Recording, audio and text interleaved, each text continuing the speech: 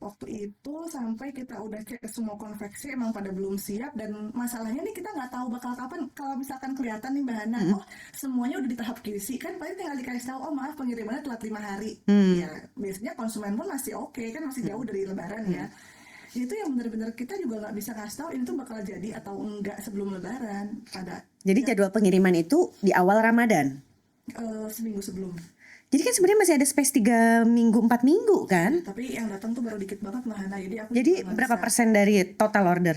Yang waktu itu udah datang, kayaknya nggak nyampe 10 deh. Serius. Hitung juga kan akhirnya kita mundurin kan, sekarang harus lebih awal lagi. Jadi kalau sekarang itu memang ketika kita open PO, kain itu udah minimal 60% udah ready. Oke. Jadi kadang-kadang kalau misalnya aku lihat komen-komen netizen gitu ya, sering ada yang ngomong gini misalnya, ih enak dong PO berarti kita yang modalin gitu. Ada yang ngomong kayak gitu. Sebenarnya nggak salah juga, cuman kebetulan kalau di Sisku Sena kita udah order kain dari sebelum open PO itu, dan kita sudah order kain sejumlah yang memang target kita produksi. Jadi kita nggak nunggu dulu, oh yang pesennya 1.000 kita berarti pesen kainnya sekian, itu enggak.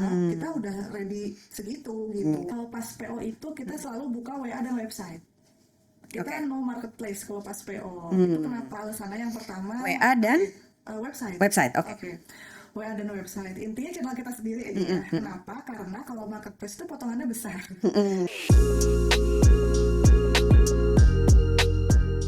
Assalamualaikum warahmatullahi wabarakatuh. Halo, selamat datang di The Power of Modest Talk. Saya Hana Farid, dan di episode ini kembali kita akan bertanya tentang perjalanan salah satu brand ini. Dan kita yakin banget setiap brand itu ada story yang bisa disampaikan dan bisa menjadi pembelajaran brand-brand lainnya. Nah, yang satu ini ceritanya rame banget di setiap Ramadan karena sistem PO-nya dan pernah menghadapi tantangan besar sistem sarimbit PO waktu Ramadan 2022. Langsung aja kita tanya, ada Anggi Maulida dari Sisku Sena. Halo, Assalamualaikum Gi. Waalaikumsalam Mbak Hana. Dari Bandung kumaha Damang? Alhamdulillah. Alhamdulillah, untung ada us. Jadi ke Jakarta, ke Bandung, ke Jakarta, ke Bandung gampang dong ya. Gampang. Untuk kemarin juga sempat datang ke acaranya Modest Talk yang terakhir. Waktu itu kita bikin halal bihalal, cerita tentang koleksi Ramadan yang terakhir, yang katanya sampai ada yang telepon nih customer, nanti aku ditalak kalau misalnya sarimbit aku nggak dikirim, betul ya? Iya, itu kejadian di tahun 2022 sih Mbak Hana. Wah, nah itu dia tuh, penuh cerita sekali tuh. Dan banyak juga yang bilang untuk brand yang berani mengambil resiko PO di Ramadan itu luar biasa sih, karena galak-galak customer. Pertama, konveksi juga very challenging karena belum tentu bisa sesuai dengan janjinya. Betul. Jadi kita akan mengupas tuntas di sana ya. Oke. Tapi sebelumnya, hasil kepo kita, Anggi ini lulusan S1 Teknik Industri, Betul. lulusan S2 Teknik Manajemen Industri, ITB juga. Buntut-buntutnya jualan jilbab nih gitu. Ini sesuatu yang direncanakan atau gak sengaja gitu?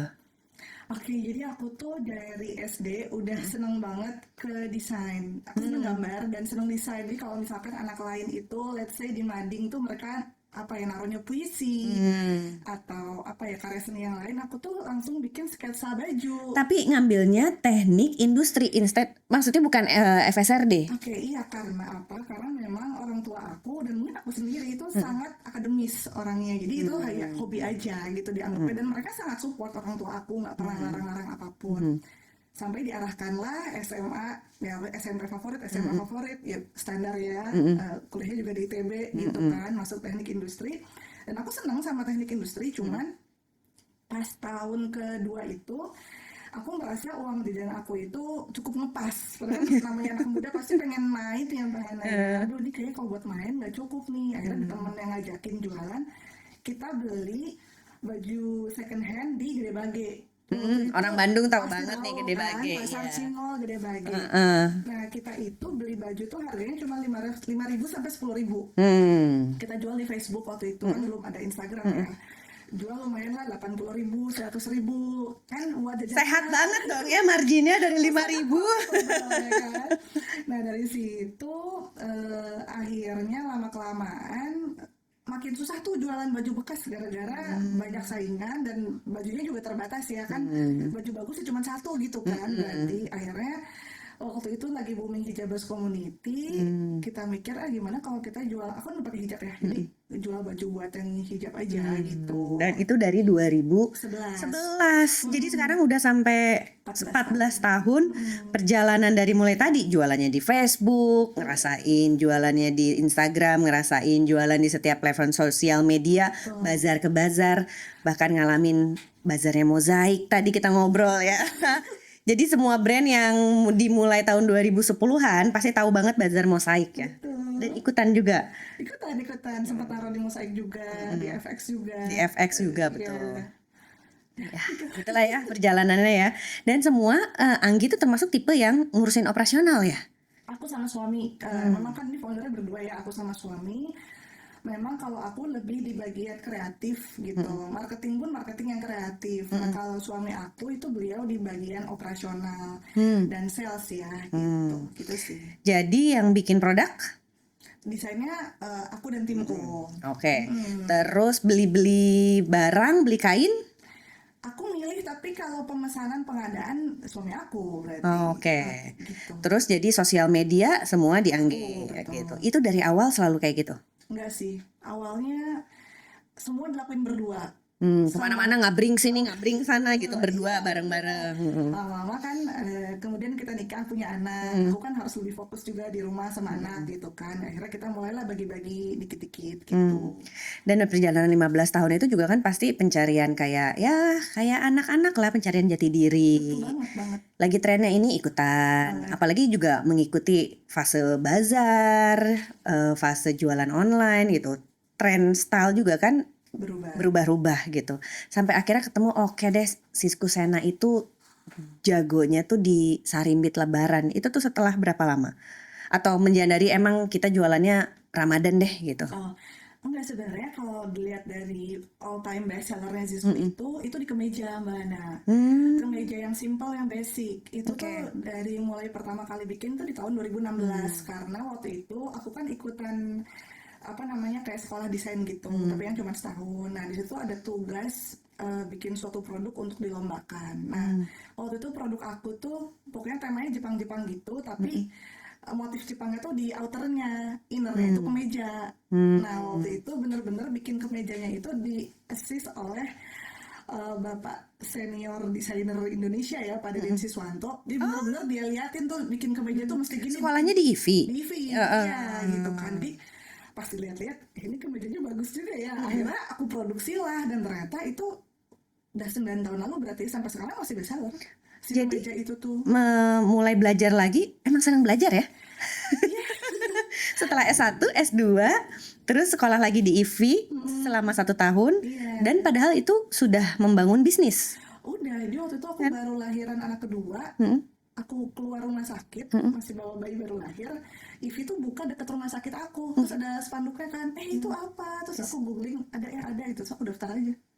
Dengan nama-nama yang dikenal pula, ada Teh Irna, ada Deden Siswanto gitu. Itu bener-bener yang megang tuh masih mereka loh. Kalau sekarang kan udah banyak ya guru-guru lainnya gitu. Itu aku udah jadiin langsung sama mereka, seneng banget sih. Dan apa tuh mind blowing setelah belajar dari IVI? Iya, mind blowingnya ternyata kan aku dari kecil tuh ya seneng jadi ngedesain tadi ya. Ternyata setelah aku sekolah IVI ternyata aku nggak seneng jadi desainer. Aku senengnya jualan aja. Iya, karena kalau di IVI diajarin desain, sketsa. Betul. Dan jadi tahu kan, desainer itu harus seperti apa, harus personal branding, harus tampil sedemikian rupa lah ya. Dan mereka memang fokusnya kan ke desain, ke detail, ke segala macam. Kalau aku orangnya enggak sih, aku lebih ke bisnisnya gitu sebetulnya. Jadi justru jualannya di mana, harganya berapa. Kita mesti bikin apa nih yang laku. Aku lebih senang mikirin itu sebetulnya gitu. Karena ternyata susah ya mendesain ya. Betul. Serahkan saja kepada ahlinya. Jadi kalau misalnya pas bagian ujian yang memang praktek banget tuh, waktu itu ada belajar bikin pola, belajar jahit, aku tuh kayak suka bolos. Tapi kalau pas bagian Kang Deden nih yang suka bolos nih. Tapi kalau misalkan waktu itu ada 3 bulan tuh kita benar-benar belajar marketing and bisnisnya. Itu aku nilai ujiannya paling bagus. Gitu. Apa yang ternyata setelah belajar di IVI, apa yang ternyata paling susah dari mensketsa itu nih, yang tadi sering bolos itu? Kayaknya emang gak seneng aja sih aku mah. Kayak teka-hatean gitu ya. Iya. Keluar deh ini Sundanya. Harus dikit ya, harus pelan-pelan, harus detail, harus rapi, harus presisi. Itu aku tidak bisa. Aku senangnya ngatur-ngatur aja tukang sampel, Pak ininya kurang gini, kurang gitu ya kan. Gitu. Dan pelajarannya ya udah tahu mungkin secara makronya gimana mendesainnya, ada yang jagonya, ini tahu bisnis, ya udah dibayar ya. Iya, Jadi kalau sistemnya. bikin pola kan ada tukang pola, ada desain, ada desainer, ya udah mereka aja. Dan setelah sekolah IVI itu kan tadi katanya kemejanya langsung dijual tuh. Betul. Terus ternyata itu hero produknya. Betul, Itu sampai sekarang. Sampai sekarang. Tapi sampai akhirnya orang kan nggak mungkin belanja kemeja setahun 12 kali gitu. Oh, itu ada triknya. Jadi kemeja itu kan sangat basic. Jadi kita bikin misalkan kemeja yang panjangnya itu 85 cm, itu yang pertama kali itu. Kemudian kita bikin kemeja yang panjangnya 100 cm, tapi tangannya dibedain dikit apanya. Terus kemudian kita bikin kemeja itu dengan pattern lain. Tadinya kan polos, bikin pattern, udah gitu kita bikin dengan bahan lain. Terus bikin yang versi pendek juga, bikin versi tangannya agak gembung gitu aja terus. Jadi selama 12 bulan kemeja itu akan selalu ada di Siskusena. Harusnya begitu. Jadi kita sempat juga tuh nggak kita adain. Maksudnya kayak takut terlalu bosen gitu loh Mbak Ana ya kan. Tapi ternyata ketika kita lihat lagi, kan semua produk baru itu punya kemungkinan untuk dia tuh kurang diterima market. Sehingga kita investasi sekian ya bisa jadi duit, bisa jadi enggak lah gitu kan. Nah, sementara si kemeja ini kalau kita bikin udah pasti terserap pasar, sehingga pastinya si kemeja ini itu harus selalu ada. Dan beberapa produk lain ya, ada kemeja, ada celana gitu yang memang basic-basic itu harus selalu ada gitu. Supaya memang cash flow kita juga lebih terjaga gitu. Dan ini si kemeja ini kan memang produk basic yang semua orang pasti suatu saat akan belanja kemeja lah. Mungkin nggak sekarang tapi 2 bulan lagi pasti akan butuh kemeja gitu. Itu kalau misalnya dari launching ada target nggak untuk keterserapan? Atau ya udahlah nggak apa-apa, ini karena produk andalan kemeja, misalnya pas launching terserapnya baru 20% ya nggak apa-apa, toh ini nanti 3 bulan lagi bakalan terus dibeli, atau Iya, kalau misalnya harus pas launching harus 50% gitu terserap? kalau karena dia ada terus, jatuhnya udah bukan launching lagi sebenarnya, ya udah restock terus aja. Jadi ketika misalkan dia udah kelihatan udah mau habis, kita ada namanya reorder point lah gitu ya, ya udah harus bikin lagi, itu aja terus. Paling kadang-kadang kita ganti warna gitu ya, di luar warna basic kan ada warna-warna yang lagi tren gitu. Oh kayaknya sekarang kita naikin warna coklat nih gitu, misalnya warna burgundy nih gitu. Dan sampai 15 tahun ini ada nggak sih warna-warna andalan yang Siskusena banget? Atau misalnya warnanya Siskusena seperti aku sekarang ini, kalau warna krem pasti customer Siskusena senang gitu. Itu pasti warna basic sih sebenarnya.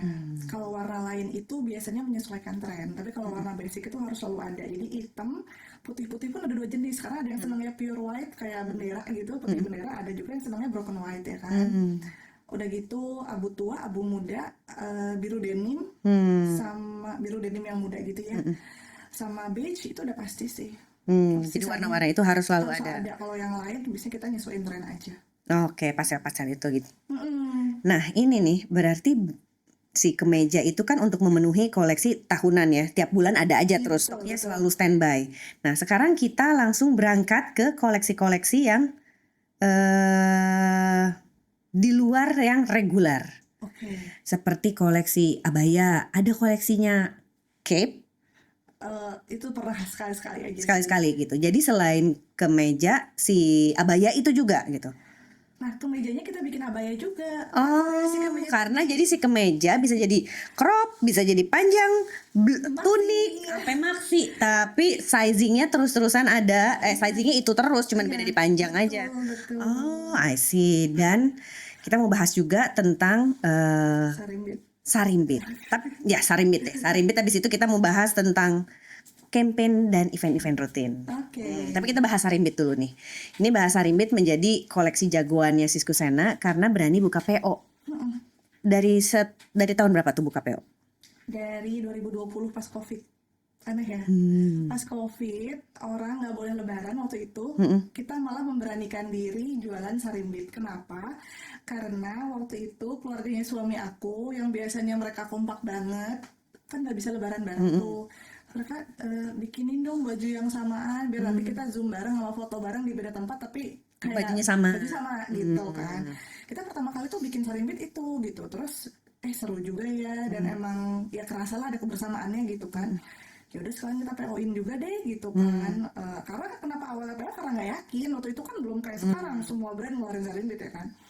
Akhirnya waktu itu kita waktu itu campaign-nya itu tulisannya adalah biar kalau nanti kita lihat foto ini lagi, kita teringat kenangan pas lagi COVID ini gitu loh maksudnya. Cuman lebaran di rumah sama keluarga yang kecil ini gitu kan. Ternyata bagus tuh animonya gitu ya, nggak wah ternyata kok bagus. Akhirnya tahun depannya kita beraniin lagi, lebih niat lagi lah kan, lebih niat lagi. Waktu itu bagus juga, kita setahun cuma satu tuh koleksi sarimbitnya, satu koleksi. Jadi sarimbitnya bapak, ibu, anak, Cewek cowok udah. Jadi gitu cuma doang. 4 macam. Iya, jadi campaignnya juga cuma berempat tuh si modelnya.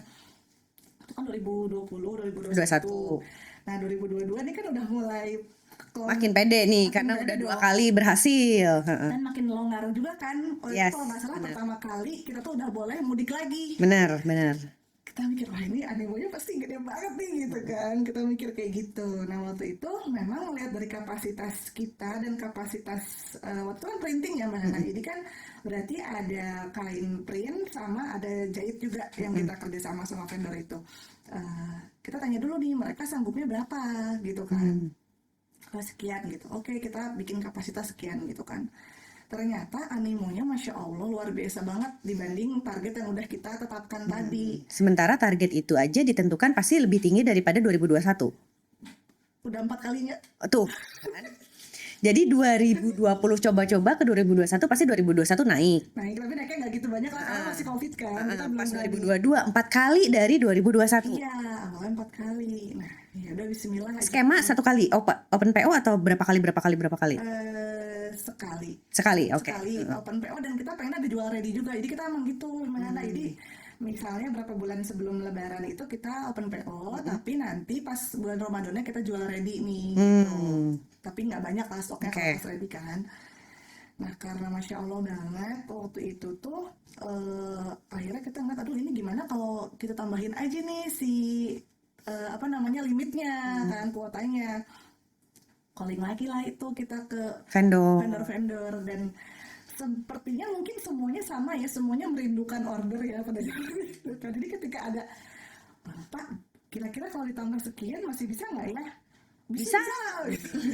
Inilah janji-janji tukang jahit. Ya, mau vendor printing maupun vendor jahitnya kan. Jadi kita dengan pede ya dan dengan percaya ya dan optimisnya kita tambahkan kapasitasnya, itu pun akhirnya sampai kita close sebelum waktunya kita janjiin close gitu. Kan kita betul bisa ini open PO sampai tanggal 10 gitu misalnya, kayak tanggal 5 tuh udah kita close gitu ini tuh. Bentar, open PO itu berapa hari sebelum Ramadan? Atau berapa minggu sebelum Ramadan? Oh lama sih, itu mungkin kayak waktu itu kalau nggak salah 2 bulan. 2 bulan sebelumnya. Open PO jalan terus Open PO cuma 2 minggu tapi Mbak Hana. Oh, open PO 2 minggu. Tutup. Dan tapi itu launchingnya di 2 bulan sebelum Ramadan. Iya, waktu tahun 2022 itu ya. Jadi sebenarnya ya oke. Nah udah gitu kita tutup lebih awal. Mohon maaf ya karena kuotanya sudah terpenuhi. Itu aja kita udah diprotes banget sama netizen karena ternyata banyak orang yang pengen PO itu pas mendekati tutup PO ya, mungkin karena belum ada uang atau nggak tahu lah ya karena kenapa. Jadi mereka tuh gimana sih katanya tutup PO tanggal sekian, kok sekarang udah tutup lagi, jadi kan kita ketinggalan gitu. Jadi waktu itu sebenarnya udah ada gelombang pertama di protes netizen, cuman kayak masih positif lah ya kan, itu mah karena tidak terpenuhi gitu kan. Oke. Dan ini bayar full? Enggak, biasanya kita DP 50%. Nah udah gitu, selain yang PO tuh kita juga buat lebaran ada koleksi ready-nya juga kombahannya, tapi memang di launchingnya nanti mendekati Ramadannya ya kan. Nah ternyata abis itu pas udah waktunya pengiriman, kan udah tanggalnya tuh ya, pengiriman tanggal berapa, kok baju yang datangnya cuman sedikit gitu. Dari konveksi itu cuman sedikit.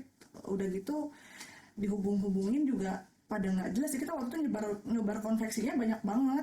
Ada berapa tuh? 10, 5? 10 lebih sih. Lebih dari 10. Dengan sizing, yang laki ada sizing apa aja? Pokoknya kita tuh kalau untuk dewasa S sampai 4 XL. Untuk anak 1 sampai 12. Nah waktu itu Cewek cowok lagi. cewek cowok. Nah waktu itu yang agak blunder juga. Ini waktu kita 2020-2021 karena orderannya belum terlalu banyak, kita tuh kayak ngebolehin mau request panjang dress, panjang tangan. Aku ngebayanginnya aja mules sampai 4XL itu lakinya doang. Perempuannya sampai 4XL juga. Dan dress juga. Iya ada terus satu nih. Berarti 3 artikel. Terus anak-anaknya 12 tahun 12 size atau cuman SML? Berarti 1, 2, 4, 6, 8, 10, 12. Itu 7 size. Iya gitu Mbak Hana. Terus ya itu menjadi suatu Pelajaran berharga. ya, kalau sekarang itu udah ketawa-ketawa aja kita bisa aja ya waktu itu nerima kayak gitu kan. Akhirnya waktu itu sampai kita udah cek ke semua konveksi emang pada belum siap, dan masalahnya nih kita nggak tahu bakal kapan. Kalau misalkan kelihatan nih Mbak Hana, oh semuanya udah di tahap QC kan, paling tinggal dikasih tahu, oh maaf pengirimannya telat 5 hari. Ya biasanya konsumen pun masih oke kan, masih jauh dari lebaran ya. Itu yang benar-benar kita juga nggak bisa ngasih tahu ini tuh bakal jadi atau enggak sebelum lebaran. Jadi jadwal pengiriman itu di awal Ramadan. Seminggu sebelum. Jadi kan sebenarnya masih ada space 3 minggu 4 minggu kan? Tapi yang datang tuh baru dikit banget Mbak Hana. Jadi berapa persen dari total order? Yang waktu itu udah datang kayaknya nggak nyampe 10 deh. Serius. Terus akhirnya yang dilakukan apaan? Akhirnya dilakukan DP balikin. Nah waktu itu tuh salahnya adalah, sebenarnya nggak salah juga sih ya, karena waktu konveksi itu ditagih-tagihin bilangnya iya mau segera gitu. Jadi akhirnya Tapi kan customer nggak tahu. iya, nah akhirnya kita lagi pelunasan karena kita berpikir dia bakal datang gitu. Jadi udah pada lunas nih kan, udah pada lunas. Ya ternyata pas tahu ini kayaknya nggak mungkin, aku langsung bikin pengumuman sih di Instagram bahwa mohon maaf qadarullah ini benar-benar di luar rencana kita gitu ya. Langsung kita bikin gini, kalau misalkan yang mau nunggu kita kasih kompensasi harganya, kita diskon. Jadi kita kan karena mereka udah pelunasan berarti sama kita di refund sebagian gitu kan. Dan yang tidak mau menunggu langsung ngajuin refund, kita langsung bikin hotline beda-beda gitu loh. Ini yang buat mau nunggu kesini, nanti kita kasih refundnya. Yang benar-benar nggak mau nunggu silahkan kesini. Jadi memang ada admin yang langsung bertugas nge-refundin orang kayak gitu sih. Sampai semua tim kita kecuali produksi kita arahkan semua buat Customer service sama packing, karena packing ada yang udah bisa di packing juga kan. Yang packing ya udah langsung dikirim-kirimin gitu. Sampai ada teman aku, dia pengusaha juga tapi bukan fashion, dia langsung bawa pegawai-pegawainya ke gudang aku semuanya. Aku mau bantuin di customer service juga buat ngembaliin itu uang-uangnya. karena Dan orderannya banyak banget Mbak. Jadi kayak jangan ngomong packing atau ngembaliinnya dulu, bahkan sekedar ngebuka chatnya aja nggak sampai. panjang banget kan. Orang juga ngechatnya nggak sekali kan marah-marah Mbak. Kalau ada yang belum kebalas kan kayak terus aja gitu. Ada yang sampai pakai bot, jadi dia pakai chatbot itu, jadi dia nulis refund. Pokoknya sampai sebelum kita balas tuh refundnya bakal nongol terus, refund terus aja. Itu bener-bener sih the most. Itu aku lagi hamil anak yang ketiga itu. Kuat pas ya. Nama anaknya nggak Rifan. Rifani taunya. Bisa ya? Bisa Rifani. Bukan. Oke. Tapi pasti dia menjadi anak yang strong. Terus satu persatu dikembaliin. Iya. Untung cash flow masih aman. Waktu itu masih aman. Jadi memang waktu itu akhirnya yang terkirim itu 65%. Oh. Tapi ada yang sampai terkirim tuh Hamin 2 lebaran gitu. Tapi memang orangnya Ini 65% yang refund atau 65% yang terkirim. yang terkirim? Gitu. Tapi memang kita udah pastikan memang, Mbak, tapi kita nggak bisa janjiin terkirimnya kapan. Iya nggak apa-apa gitu. Jadi ya itu ada yang kirim Hamin 2. Terakhir kita masuk tuh Hamin 2 lebaran gitu. Jadi ternyata yang salah itu di mana? Printingannya belum selesai sehingga konveksi belum produksi. Dua-duanya jadi printingannya Telat. Ada sempat salah ngeprint juga, konveksinya juga. Jadi waktu itu ada permasalahan internal juga sih Mbak Hana. Jadi ternyata ada tim kita yang fraud itu di bagian produksi. Jadi dia itu bekerja sama dengan konveksi-konveksi yang nggak jelas. tapi dia tuh perlakukan seakan-akan itu satu konveksi terpercaya. Jadi misalnya gimana, dia ngakunya misalnya konveksi A itu bagus dan kapasitasnya 1000 misalnya gitu. Itu padahal dia tuh nyari konveksi kecil-kecil di mana gitu yang nggak jelas gitu. Ntar Ini yang fraud tuh tim atau si konveksi ini? tim aku sendiri. Jadi dia tuh itu padahal rekening siapanya dia gitu. Dia aku bayar tuh ke dia terus. Padahal itu tuh dia punya konveksi-konveksi yang nggak jelas itu. Misalkan dia dari konveksi itu bayarnya cuma 30.000 misalnya per pieces ya. Tapi dia bilang ke kita harganya 35.000. Jadi dia dapat 5.000 kan. Dikali aja berapa piecesnya itu kan? Banyak banget, iya. Bisa-bisanya dia. Iya gitu. Jadi Dikeluarin gak tuh di orang? iya, ketahuannya kan baru 2 bulan habis lebaran. Itu pun gara-gara kita tuh macat komplotannya dia karena hal lain, karena nggak disiplin. Dia nggak terima dong, dia ngaduin temennya. Pak kan itu juga yang itu kan kemarin-kemarin bikin, dan ternyata kain-kain aku yang sering itu masih tersebar di konveksi-konveksi yang nggak jelas itu. Ya ampun, ini seperti dihajar dari segala Betul. Aku sudut. sampai nemu kain genteng. Diapain kain digenteng? Nggak tahu. Disembunyiin. Iya. Kainnya digenteng, tapi kan kehujanan basah dong. Iya. Biar apa dia? Jadi maksudnya si skusannya udah bayar, tapi si kainnya itu nggak dijadiin produksi, malah disimpan di genteng. Iya, mungkin sama dia mungkin mau dibikin yang lain atau mau dijual atau diretur dari yang konveksi nggak jelas itu. Tapi kan kalau ketahuan diretur jadi pertanyaan kan, kok ada kain ini dari mana dan lain-lain. Mungkin daripada jadi pertanyaan disembunyiin aja di mana gitu, terserah.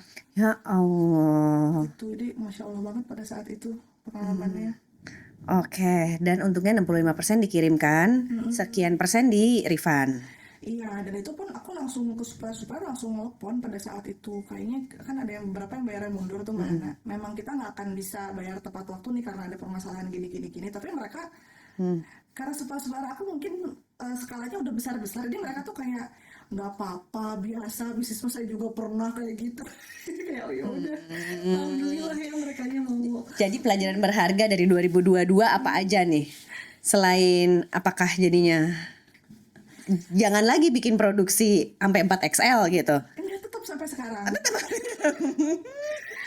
Lebih ke perencanaannya sih, kita tuh nggak tahu kapasitas kita berapa, dan ketika diomongin sama supplier atau vendor percaya aja. Kalau sekarang tuh enggak, ini misalkan kayak selalu semua konveksi itu harus kita datengin minimal pertama kali untuk cek tempatnya gimana, bener gak punya mesin sekian, karena kan kita punya ukurannya misalnya kalau bikin kemeja yang gampang itu misalnya sehari itu 10 pieces per orang. Jadi kan ketika dia ngomong oh saya sanggup ngerjain 1000 pieces, kan nggak dilihat oh emang bener penjahitnya ada segitu orang, mesinnya ada gitu kan. Aku senang deh outputnya itu setelah ditanya apa pelajaran berharga dari 2022, bukannya ngurangin produksi ya, Enggak.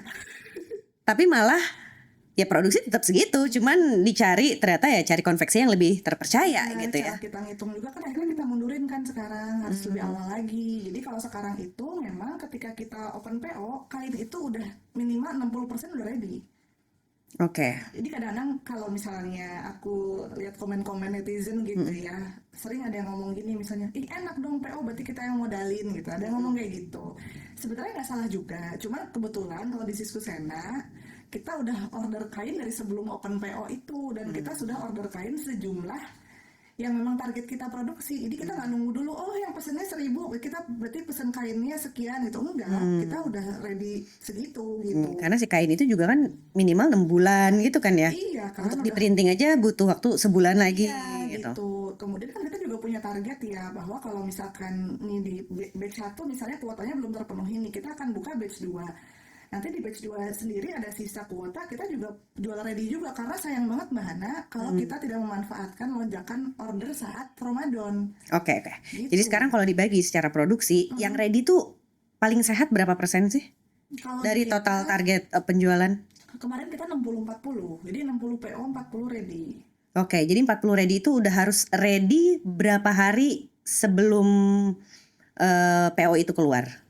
Atau justru Ready itu untuk dijual pas bulan Ramadan. Oke. Gitu. Jadi PO-nya tetap 2 bulan atau lebih maju lagi nih? 3 bulan gitu. Sekarang majunya jadi 3 bulan sebelum Ramadan udah Iya. mulai PO. Udah mulai PO gitu. Berarti photoshoot udah mulai sebulan lagi sebelumnya, Betul. 4 bulan sebelum Ramadan. Ya. Dan sebenarnya mulai desain itu dari abis Lebaran tahun berikut sebelumnya gitu.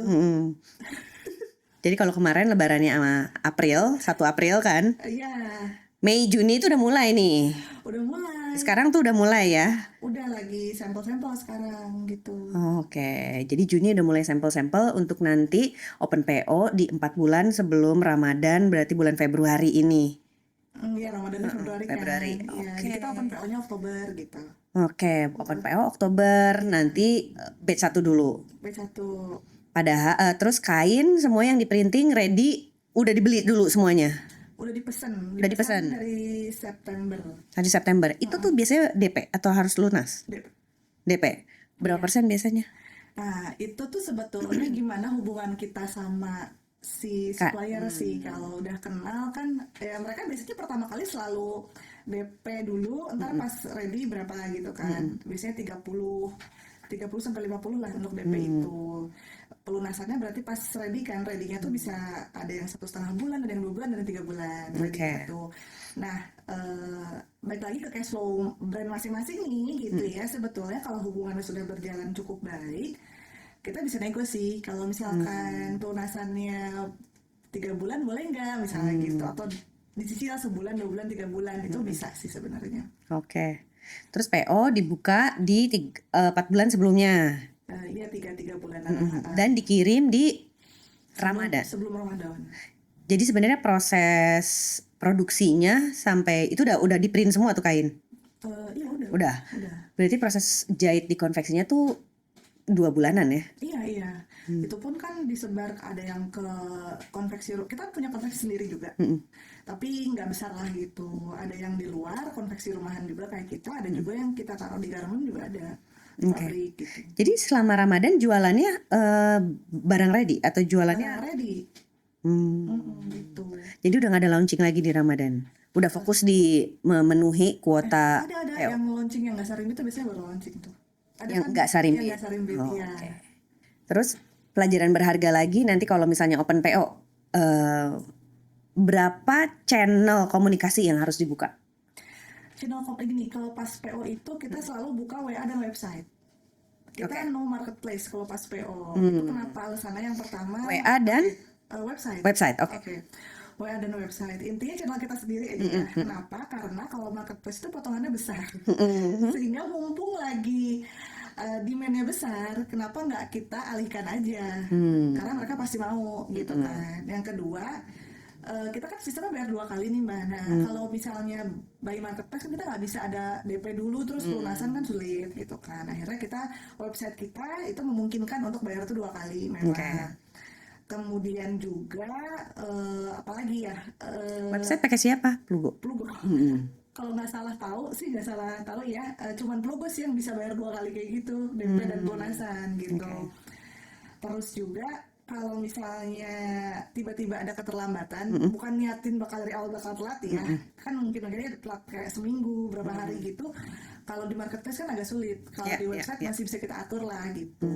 Dan sebenarnya konsumen itu kalau kita kasih tahu duluan gitu dan jelas ya, maksudnya kayak Mbak ini kita akan ada telat nih pengirimannya 3 hari, mereka fine aja, apalagi kan memang masih agak jauh dari Lebaran gitu. Oke. Jadi buat yang mau sistem PO baik-baik, channel komunikasinya juga. Berapa orang tuh yang turun buat ngehandle PO? Nggak banyak kok, nggak berapa. Jadi kalau udah di website itu sebenarnya udah lebih langsung rapi. Karena tinggal cek dia ukuran apa, cek, bayar 50%-nya secara otomatis bayar berapa gitu. Terus nanti penagihan keduanya? Pakai broadcast WA sama dari Plugonya langsung ada. Jadi kayak kita tinggal centang nanti keluar kayak tagihan di WA. Sama di email gitu. Jadi itu lebih gampang. Biasanya tuh yang harus penagihan personal tuh kalau orangnya memang nggak bayar baru kita reach out personal, Mbak ini gimana ya gitu. Dan mereka juga biasanya kayak kan suka ada yang ketakutan tuh kalau PO tapi nggak dibayar gimana. Kalau kita sih kayak nggak nyampe 1% kok yang nggak bayar, tapi memang kadang-kadang nggak langsung bayar. Kadang-kadang emang skip aja lupa gitu. Nunggu THR sih biasanya. Tapi nggak apa-apa sih biasanya, oke Mbak, nggak apa-apa gitu.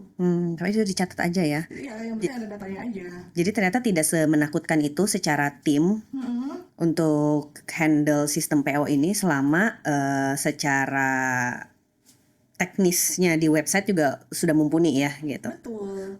Oke. Gitu. Oke, terus waktu di 2022 itu pas lagi banyak yang tagih itu, berapa orang yang turun? Katanya semua tim kan turun tuh, sampai CS-nya temen brand lain aja turun. Total ada berapa orang?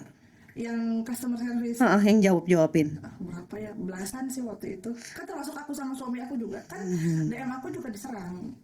Wah. Pastinya komen, sampai teman-teman aku diserang. Jadi kalau mereka tuh ngeliat siapa yang pernah komen, siapa yang pernah nge-like di postingan IG aku, nanti mereka serang juga, kasih tahu tuh yang namanya Anggi, suruh kirim salimit saya gitu. Wow, ngeri banget ya. Jadi selain diancam talak sama suaminya, terus ada juga yang mengancam teman-teman juga gitu. Iya. Terus ada yang bilang ASI saya seret, itu kan sebagai sesama ibu aku jadi merasa aduh gimana ya, tapi kan ASI saya seret gara-gara bayinya belum dikirim gitu. iya, Ya gitu. ampun, udah gitu 2023 nggak kapok lagi. Masih tetap 4XL. Aduh, ya Tapi 2023 kita ada evaluasi dulu. Jadi kita waktu itu sangat terpukul lah ya dengan kejadian 2022. Sehingga kita bilang gini, udah deh 2023 emang nggak usah nambahin target dulu. Kan pengennya mah tiap tahun nambah target ya, mana. Cuman kita kerjain dulu aja yang kemarin. Tapi tanpa telat satupun gitu, bisa nggak? Kalau bisa berarti kan sistemnya udah rapih nih. Kita mau scale up, lebih percaya diri dong dengan sistem yang udah terpercaya gitu. Akhirnya kita baru naikin itu di tahun 2024. Oke. Jadi kalau belajar di 2022 kan ternyata pembelajarannya perbaiki sistemnya. Betul. Jadi nggak melulu harus dikurangin nih secara produksi ya. Target nggak melulu harus dikurangin. Jadi target bisa sama tapi perbaiki sistem. Iya. Apa aja sih itu sistem tuh, maksudnya apa aja yang diperbaiki? Yang pertama itu cara kita menentukan kapasitas. Jadi perhitungannya kapan, berarti kapasitas kita tuh sekian. Berarti kalau mau sekian kita harus open PO-nya kapan, kita harus mesen kainnya kapan, harus berapa konveksi gitu kan. Cara milih konveksinya seperti apa, karena kan tiap konveksi juga kelebihannya beda-beda. Kayak kita kalau bikin kemeja atau koko itu udah pasti ke garment, karena mereka bisa produksi dengan presisi, dengan waktu yang cepat dan langsung banyak. Tapi kalau untuk tunik, untuk dress yang banyak macam-macamnya, itu garment tuh nggak nerima, karena cara motongnya itu kita panel. Jadi memang kain itu di print itu sudah bentuk ini buat tangan, ini buat badan. Mereka kan pengennya langsung motongnya pakai robot yang cepet gitu kan, sehingga mereka nggak nerima tuh. Oh mau nggak mau berarti harus kita potong sendiri. Nah itu sisanya semuanya kita potong sendiri di in-house Mahana. Baru kita sebar-sebar ke konveksi, itu bentuknya udah potongan. Itu untuk menyamaratakan, untuk menyamakan juga si standar size chartnya gitu. Wow. Gitu. Berarti ada tukang potong sendiri di. Iya, ada meja potong gede gitu. Oke, terus sistem lagi adalah tadi itu ya. Berarti yang pesan kain berapa bulan sebelumnya PO, 4 bulan sebelumnya terima order berapa, terus terima orderan berapa ribunya gitu ya. Iya, dan juga untuk gimana caranya kita berkomunikasi dan menerima order dengan cepat juga. Oh berarti nggak mungkin semuanya by WA gitu. Akhirnya kita pakailah website gitu kan. Tapi kan balik lagi harus cari websitenya yang seperti apa nih. Oh yang bisa bayar 2 kali gitu kan. Yang nanti notifikasinya harus bisa ke WA kayak gitu. Dan notifikasinya bisa by machine juga gitu ya. Jadi nggak perlu diingetin lagi, harus ceklek gitu. Tinggal buka dashboardnya aja langsung kelihatan kan, yang ini udah bayar, ini yang belum. Nanti baru kalau misalkan ada yang nggak bayar nih, baru nanti tim kita akan reach out personal gitu. Oke, berarti sistemnya itu dari orang dan sistem ordernya juga ya. Terus yang sering juga jadi bottlenecknya apa sih kalau misalnya dari PO ini? Apakah ya ternyata printing itu ya dari target 1 bulan ternyata emang 1 bulan 29 hari gitu. Itu sih perjalanan kita menemukan vendor yang cocok gitu. Cocok tuh bukan hanya dari segi harga aja ya Mbak Hana. Kadang harga tuh kita nggak perlu nyari yang paling murah loh. Kita tuh cukup nyari yang masuk ke budget kita sebetulnya ya kan. Kita punya target harga berapa, harga jual berapa. Berarti kita harus modal kainnya tuh misalnya semeter maksimal 35.000 gitu misalnya. Udah yang penting kita nggak perlu nyari yang 25.000, yang penting masuk aja ke situ. Kita cari di pelayanannya gitu. Terus komunikasinya mereka seperti apa. Nah bisa dibilang tim vendor kain dan vendor jahit yang kita punya sekarang itu yang udah lolos uji kayak gitu. Nah makanya kalau nyobain vendor printing atau vendor jahit tuh jangan pas koleksi lebaran, harus pas koleksi hari-hari. Ya. Nanti kita udah seleksi tuh, nanti yang dipakai buat lebaran tuh siapa aja gitu. Oke, jadi kembali lagi untuk sistem PO ini, kalau tadi udah 4 bulan sebelumnya, 6 bulan sebelumnya, ya pilih-pilih dan cari vendor tuh dari sekarang ya. Banget, iya. Dan coba-coba order dari sekarang. Dari sekarang gitu. Terus apalagi nih yang harus diantisipasi selain tadi konveksi dan durasi produksi, durasi printing, cara order, Sama easy kita. QC gimana? QC. Kalau kita QC-nya sih sekarang by sampling ya Mbak. Nah, jadi dari konveksi misalnya datang 1000 nih, itu nggak 1000-1000-nya kita QC, tapi memang kita ngambil random nih berapa. Nanti kalau mereka udah lolos batas minimumnya, berarti kita bisa terima. Kalau misalnya nggak lolos, kita balikin lagi ke mereka gitu. Oke. QC sih sebetulnya tidak terlalu menjadi masalah sih Mbak Hana gitu. Nah ini kalau misalnya dari sistemnya pin target buat lebaran ya, si biasanya suka forecasting, oke, target misalnya 50 pieces baju lah gitu. Nyiapin kainnya tuh dilebihin jadi ada lebihnya pasti 54 kan ada gitu ya. ada defect Margin of rate-nya. error-nya Iya, ya. Betul. Itu berapa persen sih? Kalau di kita biasanya 5-10. 5 kali 10. 5-10%. Oke. 10%. Oke. Jadi kemudian- target 1000 tuh ya dilebihin lah 1050 atau 1000. Terus kita punya stok ready Mbak Hana. Jadi kalau misalkan yang PO ini kan pengirimannya duluan. Kalau misalkan ternyata gara-gara ada defect nih, terus dia jadi kurang, kita ngambil dari stok yang ready aja. Yang defect tuh biasanya berapa banyak sih? Ya itu biasanya 4-8, 5-10 segitu. Dan itu tetap dijual tapi dengan harga spesial. Iya, ada diskon biasanya. Yang kemarin ada di Gemar Ramadan kan? Kalau misalnya di bazar-bazar tuh sarannya kita mengeluarkan defect-defect itu. Gitu. Tapi orang masih mau beli ya defectnya? Iya, justru memang udah ada pecintanya sendiri defect itu. Harganya turun berapa persen? Tergantung sih, kalau yang masih baru-baru biasanya cuma 10. Kalau emang udah barang lama defect lagi ya bisa sampai 50% gitu. Iya, bisa lebih juga bisa. Dan tren lebaran tahun depan masih printing nih. Printing tapi agak lebih simpel. Terus juga kita banyakin juga yang polosan, tapi polosannya tuh nggak polos-polos banget. Misalnya ada bordirnya atau ada lace-nya atau ada brokatnya kayak gitu-gitu sih Mana. Oke, ini karakternya Sisko Sena juga selalu ngeprint di kain yang sudah bertekstur ya. Sebagian ya, sebagian enggak. Karena balik lagi kan selera orang tuh macam-macam Mbak Hana. Jadi kalau lebaran itu kita ngeluarin koleksinya tuh bisa sarimbit itu 5 koleksi sarimbit dan 3 koleksi yang bukan sarimbit. Nah, itu sebetulnya semuanya tuh kayak punya pasarnya sendiri. Oh, ini seneng yang motifnya klasik, ini seneng yang modern, ini seneng yang bright, ini seneng yang kalem gitu. Aku langsung mikir 5 koleksi lebaran, 5 koleksi sarimbit, 5 koleksi sarimbit, 3 5-5-nya itu bapak anak gitu. Iya. Atau 5 itu adalah bapak, ibu, 5 motif gitu misalnya. 25 ditambah kalau itu XXL X tadi yang wow. Iya Mbak Hana, Masya Allah. Masya Allah, aku ngebayangin orderannya sih. Alhamdulillah ya. Ditambah lagi di 2022 itu kenapa sebegitu berkesannya karena banyak pembelajaran juga, pembelajaran dari tim tadi ya. Iya benar banget. Fraud yang dari tim itu gitu. Alarmnya bunyinya di mana tuh tiba-tiba kayaknya nih orang dalam nih gitu. Oh, nah itu sebetulnya kita juga di situ nggak nyadar, kita tuh masih nyalahin diri sendiri kayak ya masalah sih, maksudnya kayak ini mah kitanya manajemen masih kurang bagus gitu ya, sampai kita itu memecat seseorang karena memang dia kurang disiplin, jadi gak ada hubungannya sama si masalah itu gitu. Ternyata dia tuh salah satu komplotan yang melakukan fraud di perusahaan aku. Nah, karena dia nggak terima dia dipecat, akhirnya dia ngaduin teman-teman lain, karena teman-teman lain kan nggak dipecat kan. Pak, itu si A si B tuh begini-begini loh gitu. Ketemu lah tuh si di genteng itu ya. Kain digenteng itu, iya disembunyiin, dan jadi kita tuh sampai ngedatengin satu-satu tuh konveksi-konveksi yang kita bahkan nggak tahu kalau kita tuh naruh barang di sana gitu loh Mbak Hana.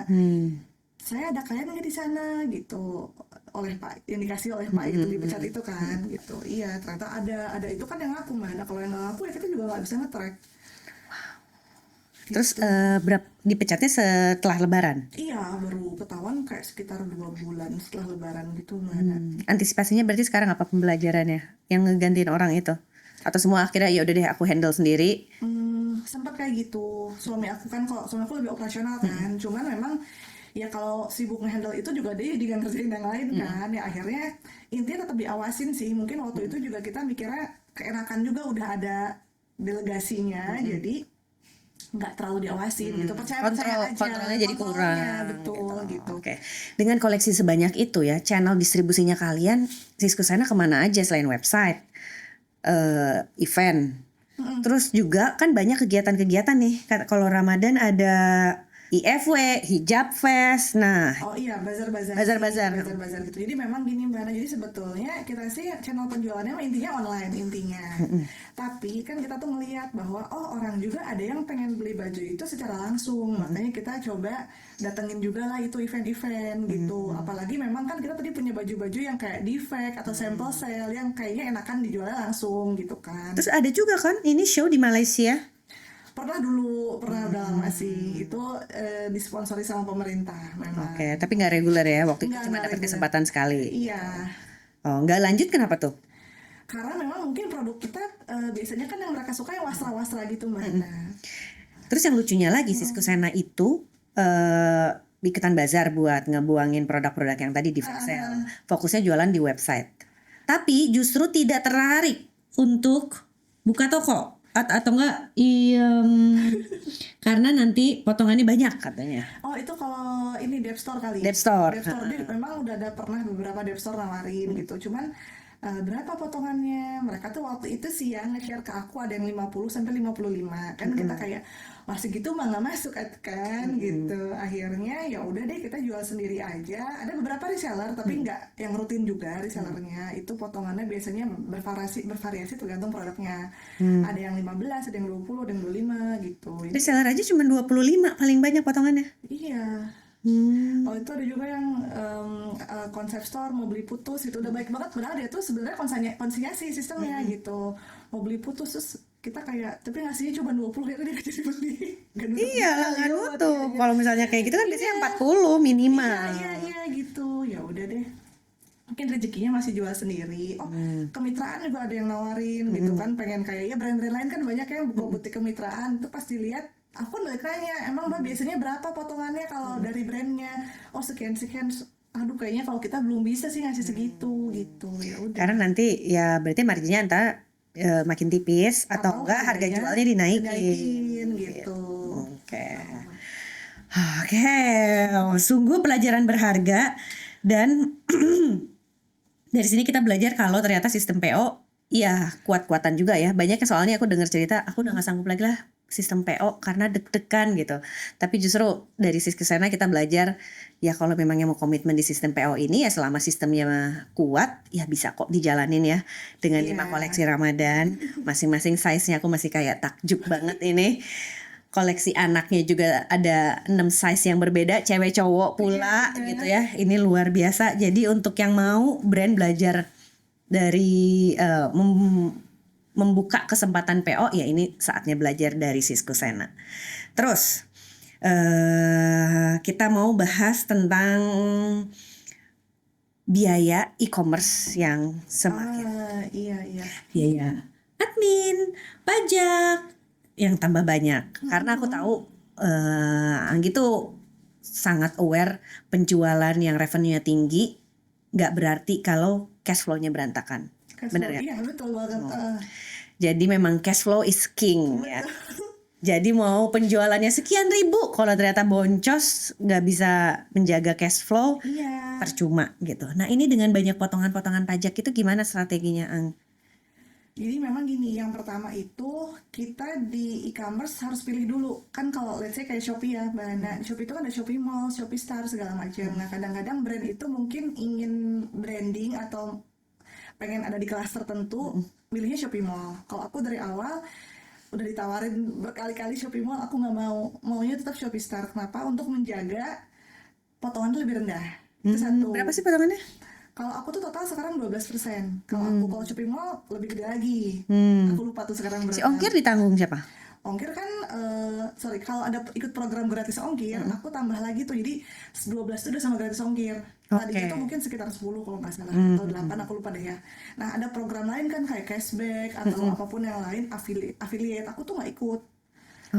Gitu. Untuk menjaga-jaga nggak ada potongan-potongan yang tambahan-tambahan lagi tambahan-tambahan gitu lain satu. yang tidak sesuai prediksi gitu ya. Iya. Nah kemudian balik lagi, kalau kita kan ngeliatnya gini, dulu aku tuh nggak punya marketplace. Aku tuh punya marketplace gara-gara diminta oleh konsumen.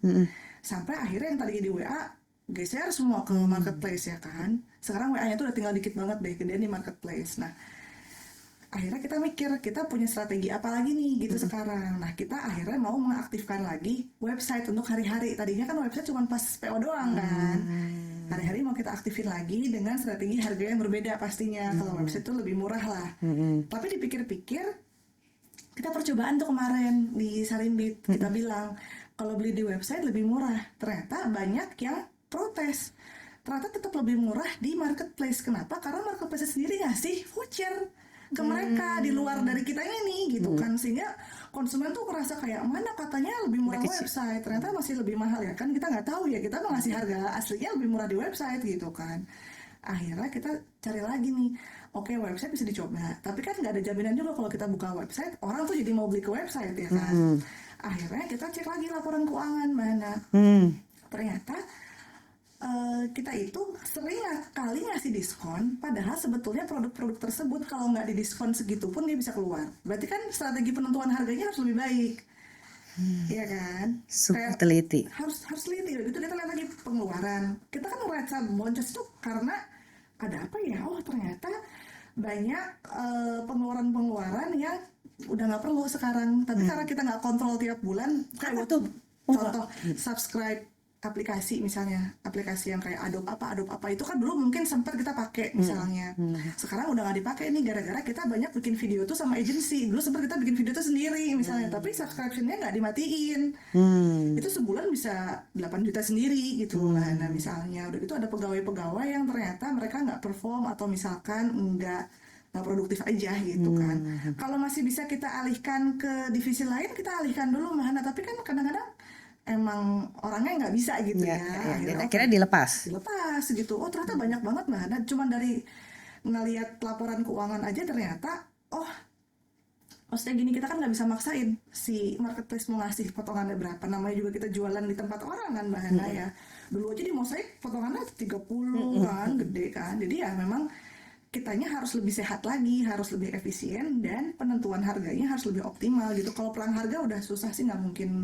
Jadi sekarang menyiapkan persiapannya adalah rumah sendiri itu ya, dibalik lagi di website dan di WhatsApp. Di WhatsApp emang selalu nyala selama ini.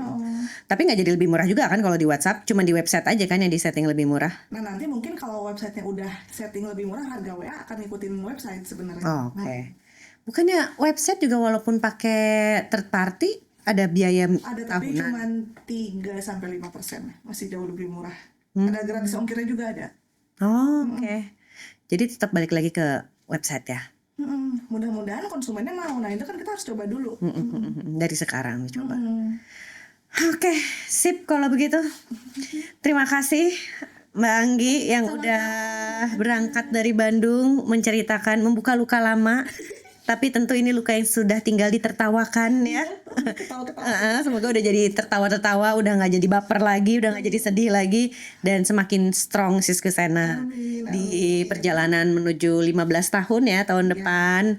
Makin solid timnya, dipertemukan sama orang-orang yang niatnya baik juga, sama customer yang setia, sama tim yang kompak. Sampai jumpa di acara Modestalk selanjutnya dan acara Siska Sena selanjutnya. Kalau gitu jangan lupa subscribe. Kita ketemu di episode selanjutnya. Wassalamualaikum warahmatullahi wabarakatuh. Bye.